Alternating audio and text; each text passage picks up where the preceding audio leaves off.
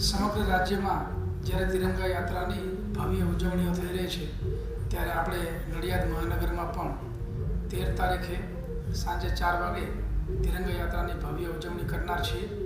આ માટે તમામ નાગરિકો છે એ લોકોને પોતાની ફરજ સમજી અને આપણી આ નડિયાદની જે તિરંગા યાત્રા છે એમાં ઉત્સાહભેર ભાગ લેવા માટે નિમંત્રણ છે।